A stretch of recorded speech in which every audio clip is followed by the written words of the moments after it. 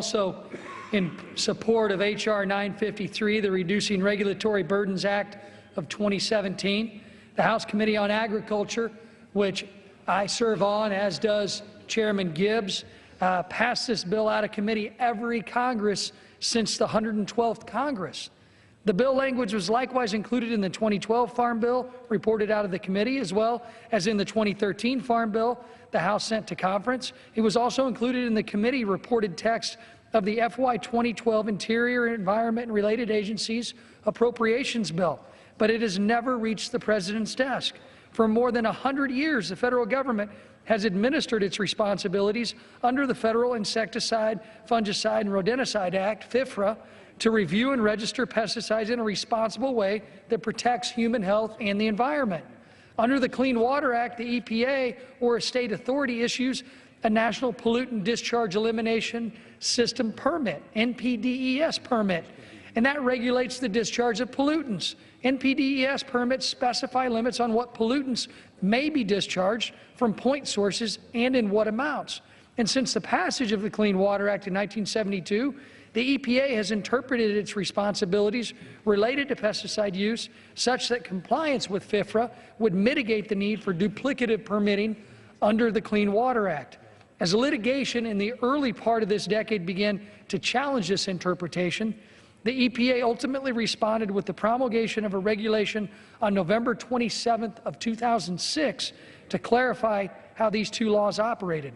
Under EPA's final rule, the agency codified its earlier interpretation that permits for pesticide application under the Clean Water Act were unnecessary where pesticides were used in accordance with their regulation under FIFRA. Following the finalization of this regulation, the rule was challenged in numerous jurisdictions. The case was ultimately heard in the Sixth Circuit, wherein the government's interpretation of the interaction of these two laws was not given the deference we would normally expect. The final court order nullified EPA's regulation and imposed what is viewed as a burdensome, costly, and duplicative permitting process under the Clean Water Act for literally millions of pesticide applications. This order has imposed a burden on the EPA, state regulatory agencies, and pesticide applicators, costing our economy in terms of jobs, as well as severely threatening the already critical budgetary situation facing governments at all levels. It is particularly unfortunate that this court order imposed a new requirement that has imperiled our water resource boards, our mosquito control boards, and our forestry and agricultural sectors, yet has provided no additional environmental or public health protection. On the contrary, by imposing this costly burden on public health pesticide users, it has jeopardized public health as it relates to protection against insect-borne diseases such as the Zika virus, West Nile virus, various forms of encephalitis, and Lyme disease.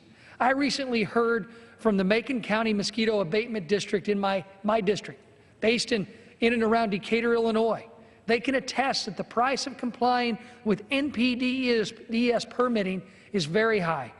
Though they had in place a reliable system of tracking chemical usage in treatment areas for years, the added burden of the NPDES requirements have caused them to spend a large portion of the district's annual budget on software strictly just for compliance and reporting processes. The reoccurring yearly fees associated with the software are a never-ending burden needlessly placed on abatement districts. The fear of litigation dictates the detailed tracking of EPA-approved products and diverts those funds from their actual purpose of controlling mosquitoes. EPA has provided technical assistance to draft this very narrow legislation.